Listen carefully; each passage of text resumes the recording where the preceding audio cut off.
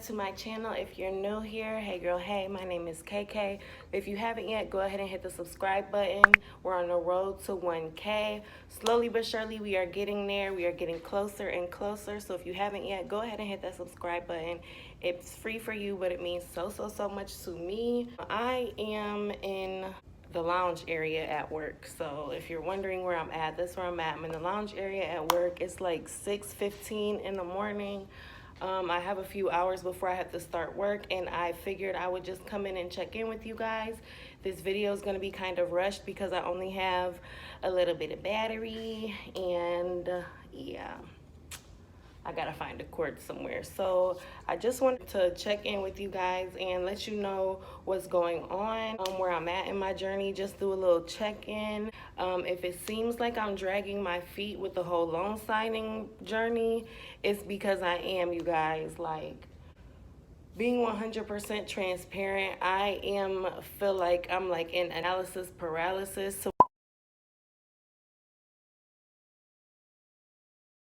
where like I've studied so much and I feel like I just ate up all this information and I'm stuck. Like, the fear is starting to kick in and the anxiety is starting to kick in. So let me just tell you what's going on so far, or what I've done so far. Excuse me. So I have been doing general notary work, and I haven't really been advertising my services, but if somebody posts like online, I've been getting referrals too. Like, people know that I'm a notary, and they know somebody needs something notarized, so they'll say, hey, such and such needs a notary. But I've been finding that people have been wanting me, at least in my area, they be wanting me to do some illegal stuff, like sign stuff for people who ain't there, and car titles for the sellers not there, like tweaky stuff. And instead of being like getting annoyed and getting discouraged, I just take that second to just educate them on like what the proper way is. And I don't really get into detail. I'll just be like, oh yeah, unfortunately I'm not going to be able to do this because the seller of the vehicle needs to be there. Without the seller being there, I'm not going to be able to do it. If you can get in contact with the seller and we can all meet up, we can have this, you know, we can make this happen or whatever. So it's been pretty annoying there. Now with loan signing, with the signing services, I know that you're supposed to sign up for a bagillion different signing services, and I have just been so nervous, you guys. Like, I have not gonna lie, like I have been so nervous. Y'all know I deal with anxiety, but I've been doing really good dealing with my anxiety. But when it comes to this, it's just like I'm nervous all over again. I'm just a bundle of nerves all over again. So I only signed up for one signing service, and I got 2 appointments, and both of those appointments have been canceled. So me being, you know, looking for an excuse to be mediocre. Oh, my hair's looking crazy. I didn't even realize my bun was all jacked up. But me looking, you know, riddled with anxiety and just looking for a reason to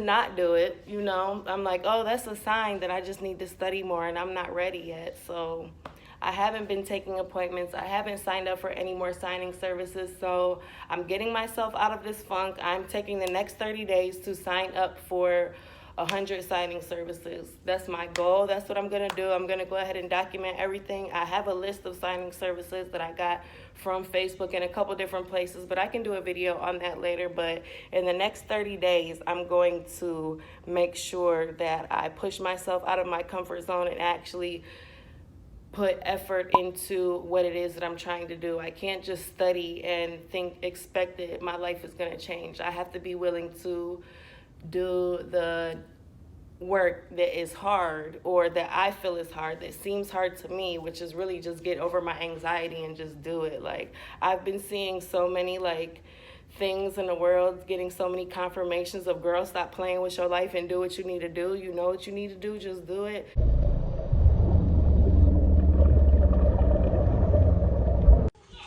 People out here swimming into whole sharks' mouths, and y'all still afraid to do loan closings? Stop that.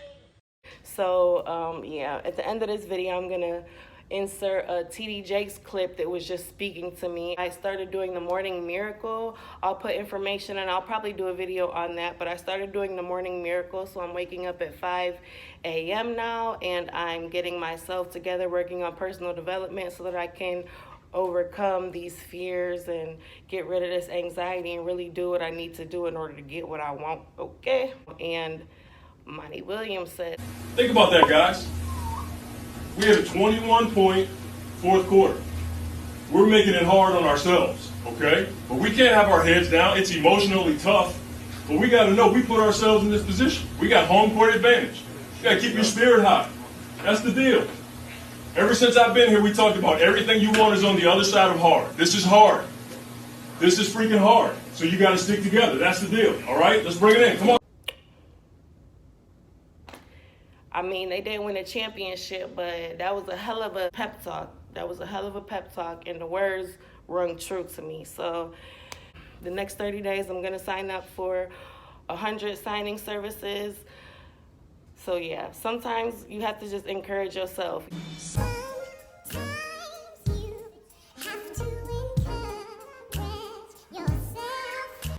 Yeah, that's going to be it for this video, guys. I just wanted to check in, let y'all know what was going on.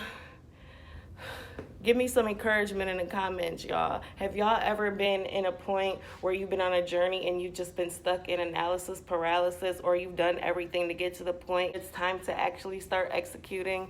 Like, you just look crazy. Like, I don't know. I feel like I know what I want to say, but I'm not really articulating it, probably because it's so early in the morning. But anyways, that's it for this video, guys. I hope you got something out of this one. Like I said, this video was just me checking in. I have this like huge shirt on. Don't think I'm out here just looking crazy. But yeah, leave me some encouragement in the comments. If there's signing services that you know I should sign up for, go ahead and put them in the comments. Of course, I'm going to document everything. I'm going to show y'all where I got my signing services and everything from. So if you haven't yet, make sure you like this video. Get active in the comments. So what have y'all done when y'all have got stuck in a rut, or have you just been overcome with anxiety, and what has given you that extra push to do what you need to do? All right, y'all. Thanks for tuning in. Make sure you hit the subscribe button. Like always, wash your hands, pray to God, love yourself. Peace. Somebody shall change. The Lord said to me at the beginning of the pandemic, he said, when you pray for change, I answer with disruption.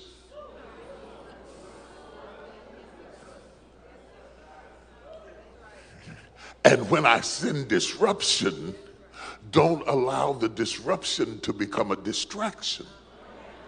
Because most people think solving the disruption is victory, when in fact I sent the disruption to facilitate the change.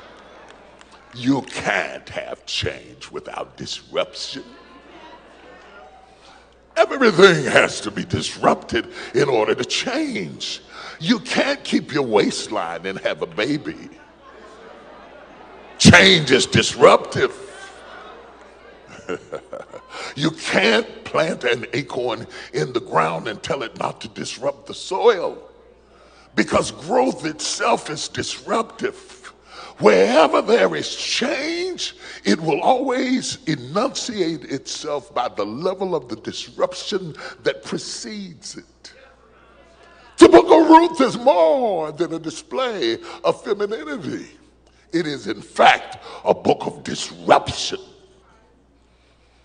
It starts with disruption. How you handle disruption determines how far you can go. Hear me good, hear me good. If you can't handle disruption, then stop praying for change.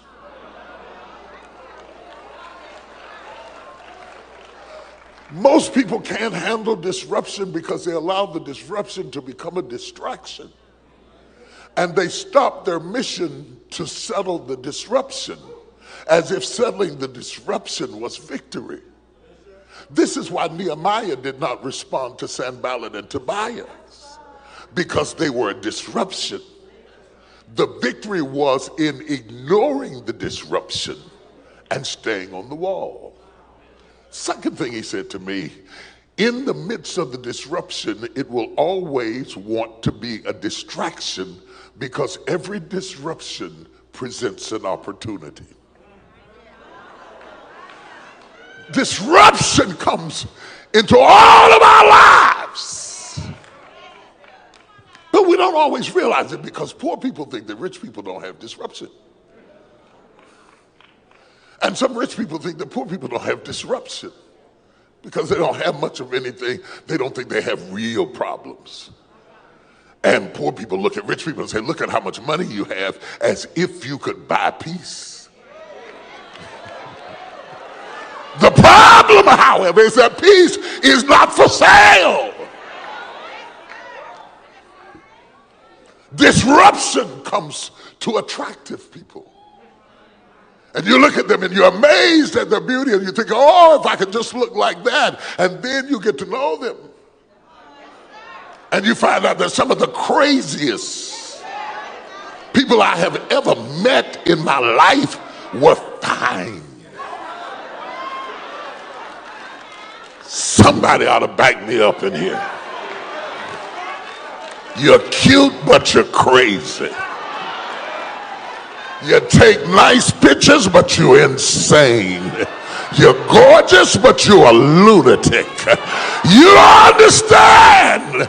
Disruption comes both to the intellectual and to the illiterate. Often in the same degree of intensity, disruption comes. No one is exempt from disruption. The text before us is disruption because disruption is always the gateway to opportunity.